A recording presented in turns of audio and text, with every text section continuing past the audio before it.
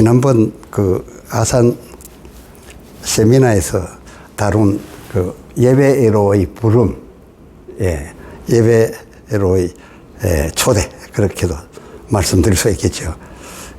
그 하나님을 우리가 부르는데, 여호와의 이름을 부르는데, 우리가 예배로의 부름 하니까 조금 좀 덜 겸손해 보이는데, 그 성경에 부르다에서 시작되어 부름했는데 그걸 오시게 한다. 그래서 하나님을 우리가 모시려고 할 때는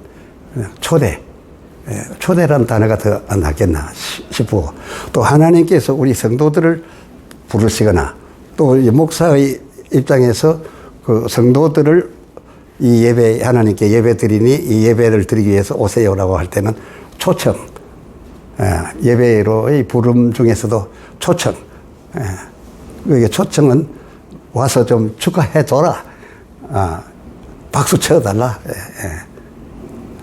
그런 입장이 되겠죠.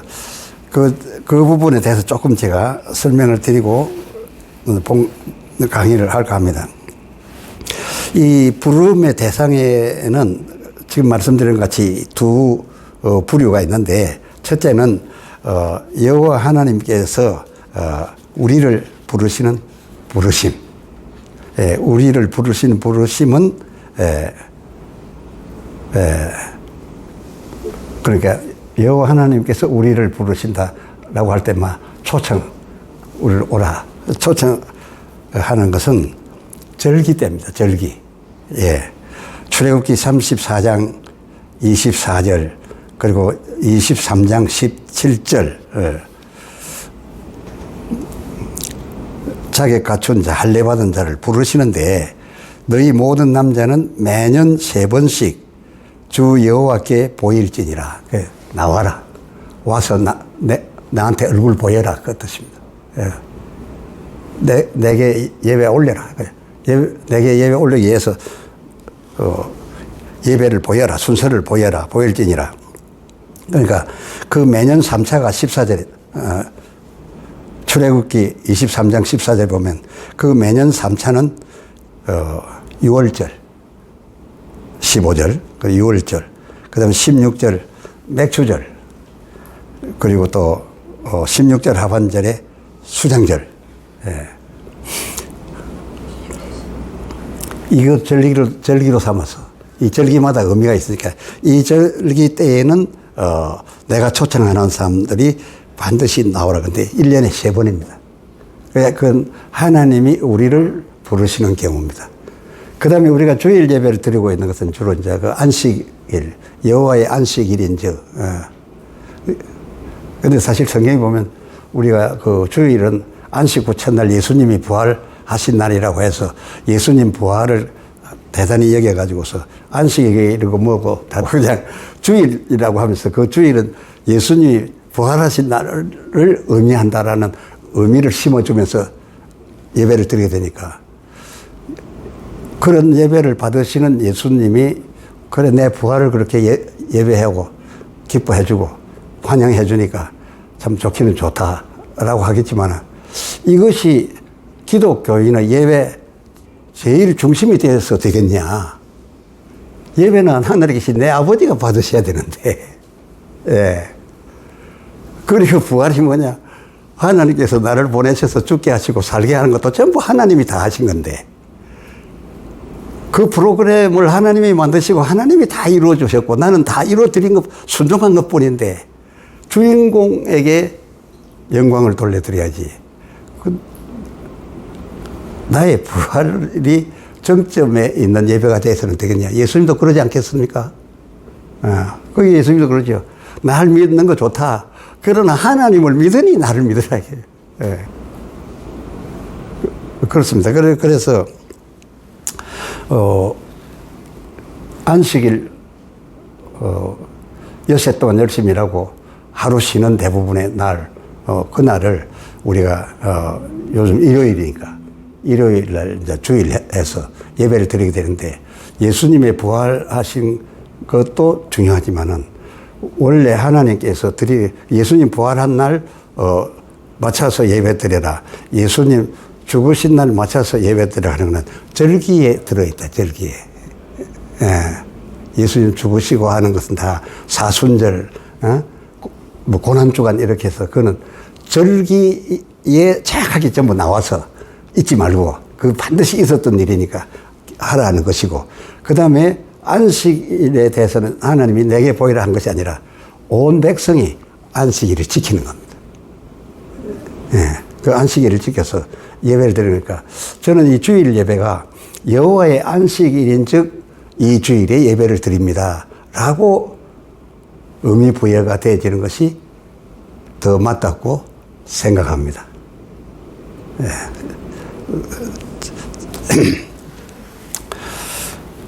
그래서 우리가 주일을 예배로의 부름은 하나님이 우리를 부르시는 초청하는 절기가 아니라 매주일 내내 우리가 일주일만 지나면 드리고 하는 이 예배는 우리가 모여서 누구를 초청해야 되는데 부활하신 예수님 오십시오. 이 부름이라는 것은 실제 오시라는 뜻인데 예수님 부활하셨다라는 그 실적, 기념할, 절기에 기념할 그 사건을 불러서 그 사건이 어찌 옵니까? 그러니까 예배 부름의 초청 대상이 그건 될 수가 없는 거죠. 절기에 기념할 일이지. 그 기념할 것이 예배의 대상이 됐어야 되겠느냐. 그러니까 누구를 불러야 되느냐. 여호와의 안식일인 즉 여호와 하나님을 부르는 거. 그게 이제 아브라함이 하나님을 불렀다. 그렇게 말씀드립니다. 그래서 우리 성도들이 교회들이 예배 드리면서 이거 특히 이제 뭐 수요 예배, 금요 철야, 새벽기도 이래 있지만은 제가 지난번에 말씀드린 것은 주일 대예배만은 여호와 하나님을 위한 예배, 그의 안식을 위해서 잡다한 요구사항 같은 것은 그렇게 한나 기도하듯이 다윗처럼 울부짖듯이 그런 거는 수요일이나 금요일이나 다른 시간에 하고 주일 대예배는 여호와의 안식일인즉 너희도 쉬고 요구사항도 없이 주께 영광을 돌리는 위주로 드려보라. 그러면은 그 교회가 성장할 것이다. 저는 그렇게 봅니다. 왜 성장하느냐? 하나님이 기뻐하셔서 임하시니까요. 예. 그래서 창세기 12장 8절 하반절에 아브람 그가 여호와를 위하여 단을 쌓고 여호와의 이름을 부르더니 에서 비롯된 것이다 라고 제가 지난번 아산에서 세미나를 주제로 그렇게 말씀을 드렸습니다. 조명해 드렸습니다. 어쨌건 지금부터 관심을 가지고 한번 들어봐 주십시오. 여호와 하나님께서 우리를 부르셨건, 그 절기입니다. 절기. 절기라고 약하고 매주일이라고 약하고 강하고 그런 거 아닙니다. 특히 절기는 이건 절대 잊어서는 안 되는 겁니다. 절대 믿음에서 떠나서는 안 됩니다. 그거 없이는 천국 못 가요. 절기는 아주 명령입니다. 이거 절대 기념해야 됩니다.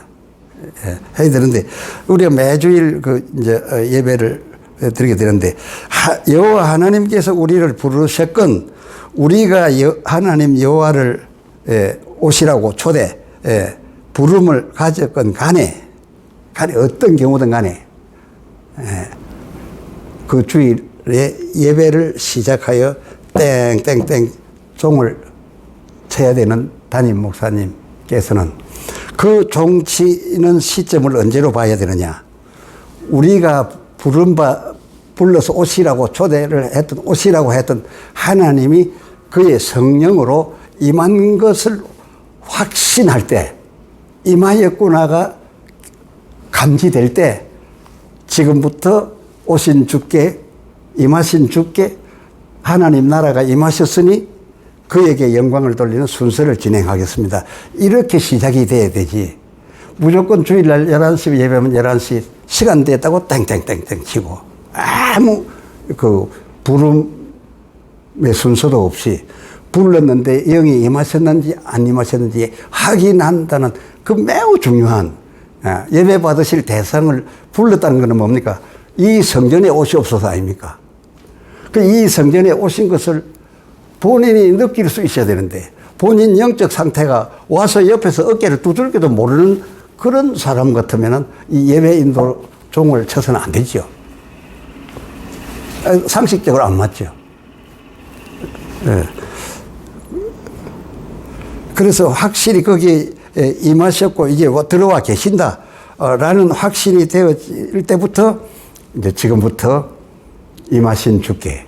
그러니까 지금 여러분 말씀을 들을 때 예배를 인도할 때 예배 부름의 순서를 진행할 때도 지금 예배 받으실 하나님, 성령 하나님을 우리가 모시겠습니다.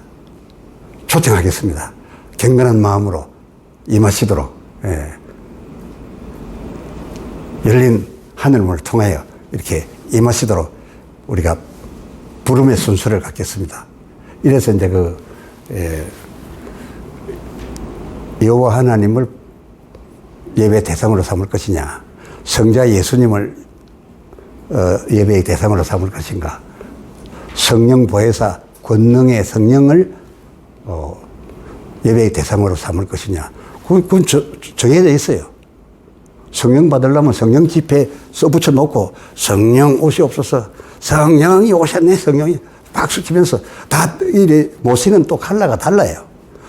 이 성경에 다 다르게 모시도록 해놨어요.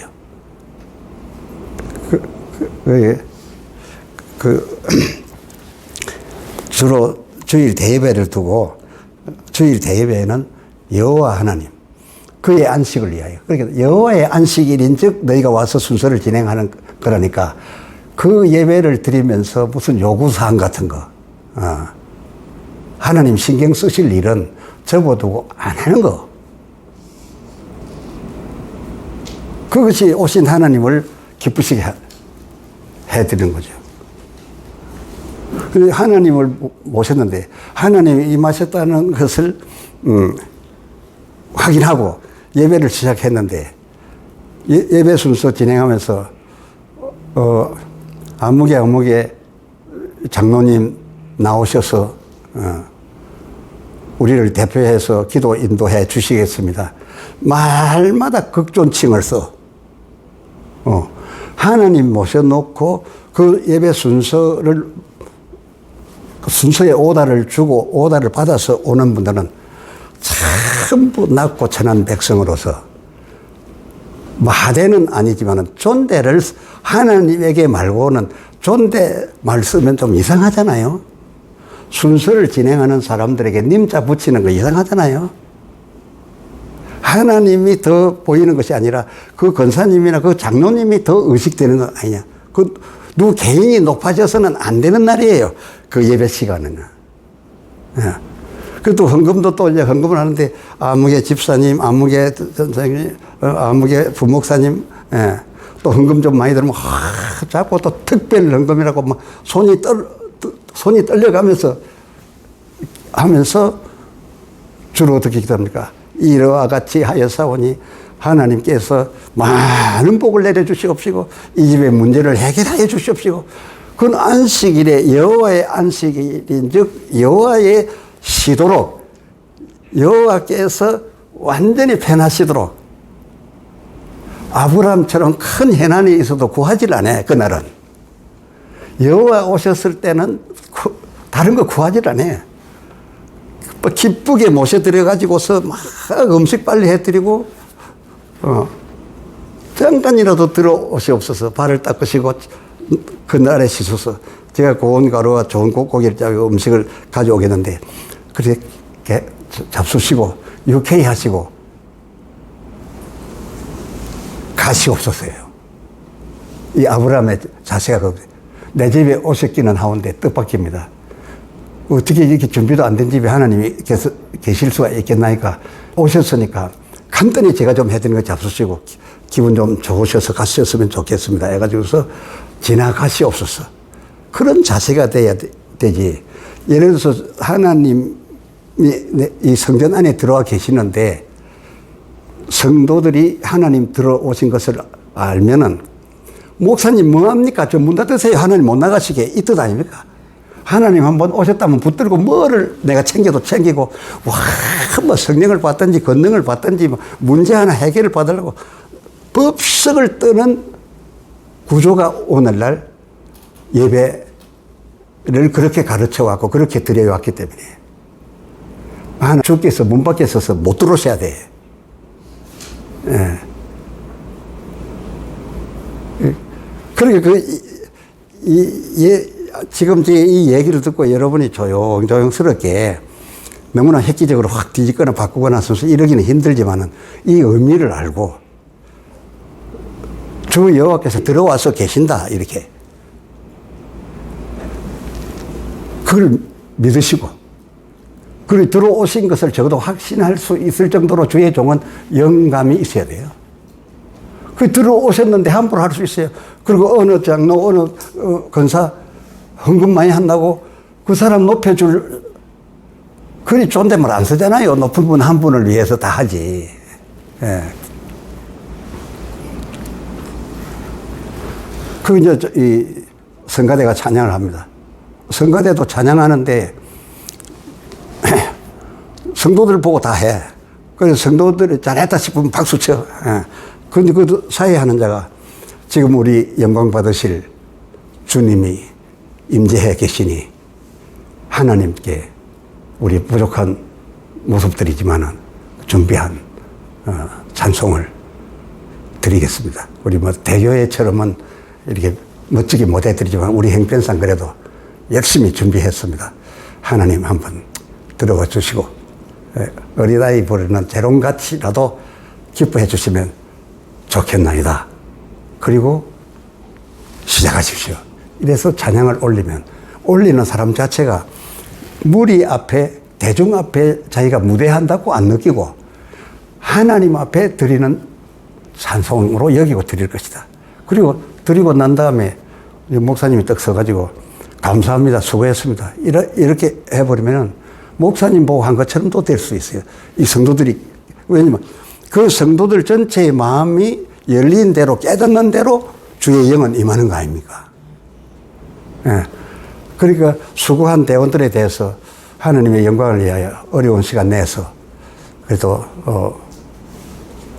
참 제가 듣기에는 최고로 잘 불렀습니다. 하나님도 기뻐하셨으리라고 생각됩니다. 여러분 감사합니다. 수고했습니다. 이 목사는 와 계신 하나님과 성도 사이의 중간에 서서 이쪽 저쪽 표현을 다 해줘야 되는 거예요. 그런데 하나님 계신 쪽의 표현을 늘 말해줘야 성도들이 의식한다 그 말이에요. 예. 저는 이건 뭐 산회원에서 개척해서 예배 시작할 때부터 이 부분에 제일 신경 썼어요. 그래서 하나님이 주로 계시면은 강대상 뒤에 의자에 주로 모셔서 앉으시게 한다 이리 생각하고 뭐 성도들 사이에서도 이리 건의시겠지만은 하나님께서 주로 뒤에 계실 것이다. 성도들을 마주보고 계실 것이다 해서 이렇게 강단에 꽃장식 하는 것도 보면은 웬만한 교회들 그 비싼 꽃장식을 하면서 전부 성도들 보는 쪽으로 다 꽃을 다 쫙 깔고 뒤에는 막 깔때기 같은 것만 보여. 그래서 저는 앞뒤 똑같이 해라 이거예요. 하나님은 어느 방향에서 보실지 모른대. 하나님은 깔때기 쳐다보고 성도들은 확 핀 꽃 쳐다보고 그 자체가 인도하는 목사님이나 그 꽃꽂이를 하는 사람이 인간적이 돼버린 거죠. 그렇게 하나님 없이 너희끼리 모여서 떠들다 가는 거죠. 세상 콘서트 하는 게 똑같은 거죠. 하나님이 그 예배 중에 한 주간 시작부터 끝까지만 계셔준다 하면 그리고 또 어떤 분들은 모셨다 하면 못 가시게 하려고 그래. 아브라함처럼 자식한테 얼른 좀 지나가소서. 계신 동안에는 한번 제대로 해보려고 애를 쓴 거. 그에게 큰 해난들이 다 있었는데 하나님께 영광 돌려드리는 예배 말고는 내가 감당하지. 이런 것까지 하나님 앞에 알려서 내가 감당할 수 있는 일을 내 편하자고 내 복되자고 하나님 고생시키겠느냐. 그날에 하나님은 우리를 위한 일꾼으로 우리가 모신 것이 아니라 만유의 주, 영광의 주, 영광을 위하여 모신 것이니까요.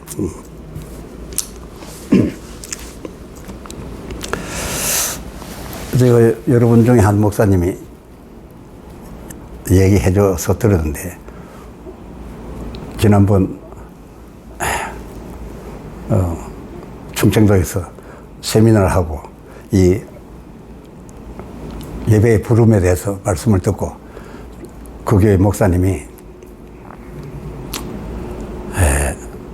예배 부름을 위해서 하나님을 예배에 불러 모시기 위해서 우선 사전에 찬송을 좀 선택해 불러야 되겠다 해서 그동안에 준비 찬송이라고 부르던 찬송을 보니까 전부 예수님과 가사가 연결되어 있어서 그래서 특별히 오늘 여호와의 안식을 위하여 한번 해봐야 되겠다 해서 하나님께 대한 찬송을 찾기 몇 없더라는 거예요.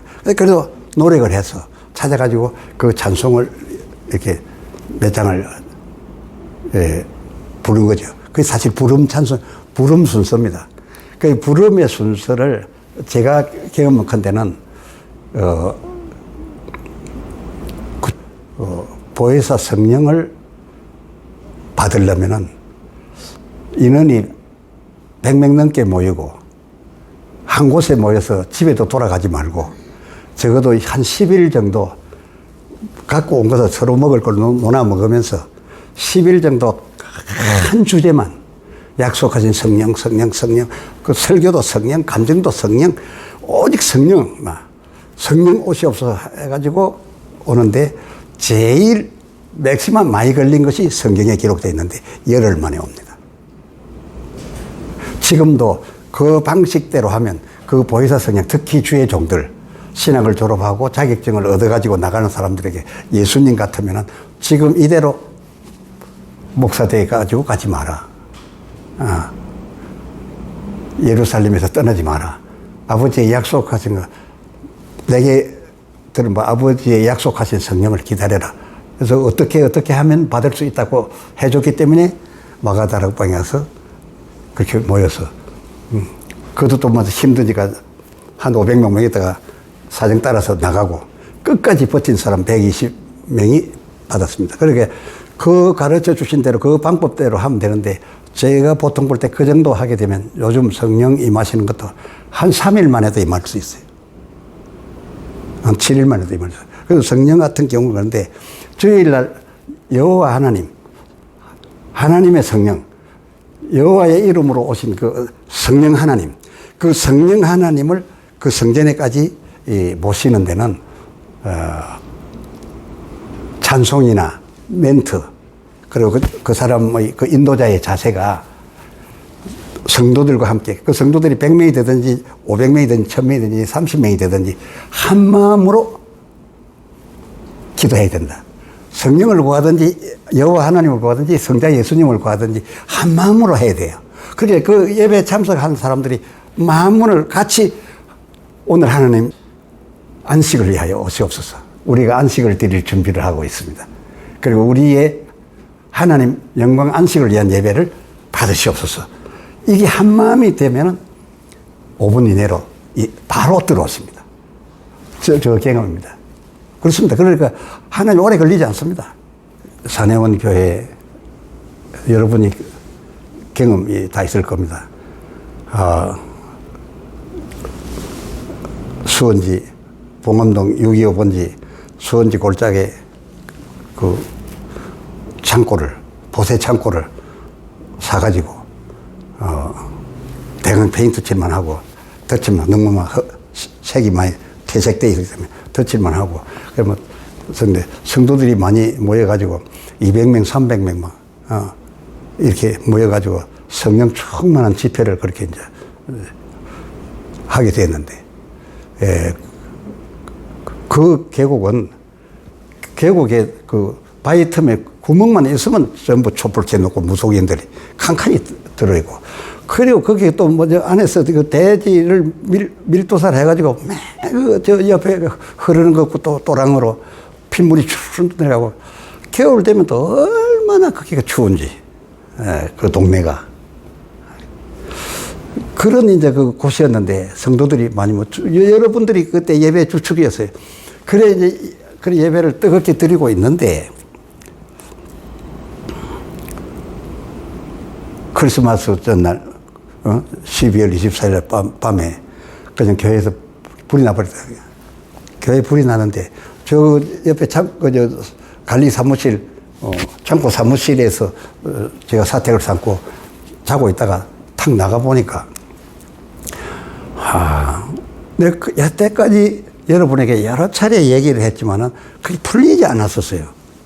이번에 이 주제로 설교를 하다 보니까 풀린 게 하나 있어요. 근데 뭐냐면 그때 그 의자가 6명, 7명, 8명 앉도록 장의자예요, 장의자. 성도들 쫙 많이 앉았어요. 그리고 이제 앞에 이제 피아노가 있고 의자가 쫙 깔려있는데 불이 대체 어디서부터 났는지는 모르겠는데 쫙 바닥에 누가 기름 뿌려놓고 불지르듯이 바닥에 불이 쫙 펴리고 그리고 이제 그 건물이 좀 높고 나무가 아니고 벽에다가 칠을 했기 때문에 벽을 타고 불이 올라가진 않아요. 근데 위에는 멀쩡한데 밑에 불이 쫙 깔렸는데 그 안을 들여다보니까 그 큰 의자들이 이런 누워있던 의자들이 쭉쭉 90도로 선다 그 말이에요. 불이 붙어가지고. 근데 제가 여러 번 얘기했어요. 불이 붙었는데 의자들이 뻘떡뻘떡 일어나서 하늘을 쳐다보고 서더라. 물론 좀 강한 불이 붙으니까 무슨 약간 물체들이 움직일 수는 있겠는데 여러 개가 의자가 섰다 그 말이에요. 우리보다 키가 큰 거 쭉 서니까 이 의자에 불이 붙어가지고 어디로 가서 때리냐? 천장을 때리는 거예요. 천장에 불을 때리는 거예요. 그래가지고 이제 천장까지 이제 불이 붙게 된 거죠. 의자가 여러 개 섰어요. 근데 그 얘기를 여러 번 했어요. 장의자가 전부 90도로 땅에 있었더라. 그러니 천장에 불 붙기 시작해. 순식간에 불이 확 천장을 퍼지더만 腾하고 또 천장이 내려앉는데 천장이 내려앉으니까 폭발이 일러. 왜 폭발이냐? 위에 먼지가 몇십 년 먼지가 다 앉은 데다가 그 위에다가 온갖 귀신 단주를 다 올려놨어요. 지푸라 해가지고 사람 모양 만든 거 뭐 잔뜩 그 사람들이 쓰던 것을 버릴 데가 없으니까 창고로 삼아서 그 위에 잔뜩 올려놨다 그래요. 우리는 이제 그 건물을 사가지고서 열심히 예배드리고 있는데 성령이 임하시는데 성령이 위로부터 이렇게 내려오시되 위에가 우리 지붕에가 전부 다 귀신이에요, 귀신 모형. 오만 가지였어요, 그게. 뭐, 천으로 만든 것도 있고, 지프로 만든 것도 있고, 여러 크고 작고, 잔뜩인데, 그거 있는 줄 몰랐어요. 그래서 이게 펑 내려앉았어. 펑 내려앉아 이게 퍼지면서 그냥 순식간에 불이 크게 나는데, 그 불은 우연히 불난 게 아니라 하나님이 이 불 났을 때 어떻게 될까 제게 꿈으로 보여줬다가 제가 그때 간증도 했어요. 절대 우연한 불이 아니에요. 지금 딱 생각해 보니까 성전 안에 그런 것이 들어앉아 있어도 되겠냐 이게요. 대강 우리 인테리어 해가지고 예배를 봤는데 그런 것이 들어앉아 있으니 하나님이 기뻐하시는 성령이 물리적으로 빛으로 들어오려고 하는데 그게 있어도 되겠냐. 그러니까 이걸 처리하기 위해서 불을 냈고 지금 딱 생각하니까 그 긴 의자들이 사다리처럼 밑에 불을 올리기 위해서 거기를 태우기 위해서 섰던 거다. 왜냐면 그때 소방서에서도 원인을 몰랐어요. 원인을.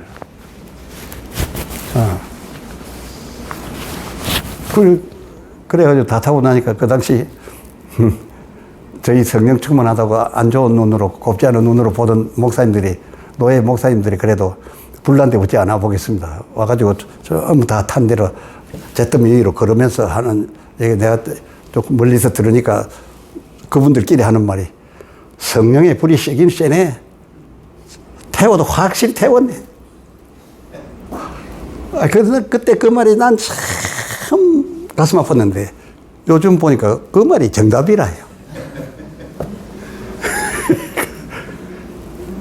그걸 정답이에요. 그래서 그 성전을 싹 걷어내고 싹 태우고 그 자리에다가 그 100만 다시 세운 자리에다가 더 늘어뜨려 가지고 새 성전을 지었더니 바로 300성도, 1000성도, 3000성도, 1만성도 이렇게 그냥 기하급수적으로 성령의 역사가 일어나기 시작했잖아요. 그러니까 이 성전에 하나님이 한번 들어오시게 하려면 성전은 구별되게 해야 돼. 거룩되게 해야 돼. 그리고 그 전부터 깨끗하게 하고. 그러니까 이 성소에 성령이 매주 예배 때마다만 들어와 주시면, 들어와 주시면은 성도들 그 예배에 성공하고 하나님 들어와서 가슴과 가슴이 맞대이고 눈과 눈이 맞대였다는 것 사실로서 아까 말한 대로 예배가 뒤집어질 정도 되었다고 하는 그런 만남만 계속되면 어찌 복을 안 받겠어요. 어찌 하나님께도 영광이고 우리에게 하나님은 상 주시는 하나님이에요. 그러니까 히브리서 11장 6절 하반절 이게 아무리 믿는다 해도 이거 아니면은 안 된다고 한 게 있어요. 히브리서 11장 6절 하반절에 하나님께 나아가는 자는 예배 드리러 나아가는 자는 반드시 예배 드리러 성전에 나아가는 자는 반드시 그 하나님이 거기 계신 것과 그 성전에 예배 드리러 나아가는 하나님께 예배 드리러 가니까 하나님이 계셔야 예배가 시작될 거 아닙니까? 그러니까 하나님께 성전으로 예배 드리기 위해 초청받아서 나아가는 자는 반드시라는 말이 들어갔어요. 그가 거기 계신 것과 계신 것과 모세가 당신은 누구십니까? 하나님 누구십니까? I am. 나는 반드시 있다. 그리고 역사적으로 있었던 인물이 아니라 지금 있다. 스스로 있다. 반드시 거기 계신 것과 또한 그 안에 임해 오셔서 계시면서 그가 자기를 찾는 자들에게 자기를 부르는 자들에게 상을 주신다. 상 받는 사람이 상 달라 해서 상 받습니까? 챙겨서 주십니다. 챙겨서. 그 상은 챙겨서 주지 상 달라 해서 무슨 상을 얼마만큼 달라 그래 받지 않습니다. 그 성전에 하나님이 계신 거. 그래서 하나님이 들어오시는 성전이면 어디 책상 밑이나 어디 보이지 않는 뒤에 막 복잡한 거 이런 거 갖다 놓으면 안 돼요. 깨끗해야 돼요. 그렇게 잘 섬겨야 돼요. 그리고 성소 안에서는 말도 함부로 하면 안 되고 안 믿는 사람들에게 성전 막 오픈한다 하는데 더럽혀 놓고 가면 다음 주일에 주님 들어오신데 망설이지 않을까 이 생각을 하면서 빌려줘도 되겠지만 제 생각 같아서는 성소에는 옛날처럼 함부로 들어가다가는 직사당하는 이런 지성소 같이 돼야 된다.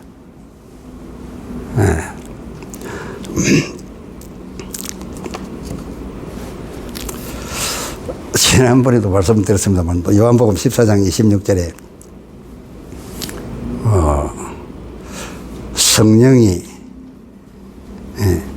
예수님 하신 모든 말씀을 너희로 하여금 생각나게 해 주실 것이다 그랬어요. 그러니까 세상의 예배가 되려면은 목사가 설교 준비할 때 성령께서 그 주일에 증거할 때에 맞는 양식을 성령이 연결시켜줘서 생각나게 함을 입어서 준비하는 설교면 최고의 설교고, 그 다음에 설교를 그렇게 준비했으면은 사도행전 2장 4절 하반절에 보면 성령이 말하게 하심을 따라 성령이 말하게 하심을 설교 준비해 올라가가지고 자기가 다 하면 자기가 해서 되겠냐. 성령이 말하게 하심을 따라 하는 거예요. 그럼 이게 성령 충만하고 성령이 오셔서 나를 주장하게 되면은 성령의 뜻대로 말의 흐름이 쭉 나가는 거예요. 그냥. 설교가 그렇게 쉬울 수가 없어. 술술술 풀려나가는 성령이 그냥 본물처럼 나가게 될 때 만문이 같이 열려있는 성도들에게 가슴 속으로 다 들어가 그냥. 막 쏟아 부었는데 싹 다 들어가고 없어. 땅바닥에 떨어진 물이 한 방울 없어. 그런 것을 느낄 수 있는 주의 종이 되어야 돼요. 그런 것을 감으로 잡아야 돼요. 그래가지고 예수님 하신 말씀을 그동안에 자기들이 기록도 하고 한 것을 그 준비한 것을 성령이 말하게 하심을 따라 설교를 하게 되니까 사도행전 2장 4절 그 하반절에 뭐라고 하는데 각 나라 사람들이 저희 나라 말로 알아듣더라 이랬어요. 그렇게 성도들이 여러 종류가 왔어요. 여러 애로가 있는 각각 다른 애로 있는 사람들이 왔어요. 그런데 각각 다른 애로 있는 사람들인데 성령의 말하게 하심을 따라서 설교를 했더니 어떤 사람은 회개의 은혜를 받고 어떤 사람은 축복의 은혜를 받고 어떤 사람은 사랑의 은혜를 받고 막 이래 각각 다른 색깔로다가 은혜를 받게 돼. 각각 제 말로 알아듣더라 이게. 그게 방언을 말한 게 중요한 게 아니라 상대가 알아듣는 게 중요한 거예요. 그러면 누가 그 설교자가 설교해서 되는 겁니까? 성령이 말하게 하심을 따라 설교할 때 그렇게 된다.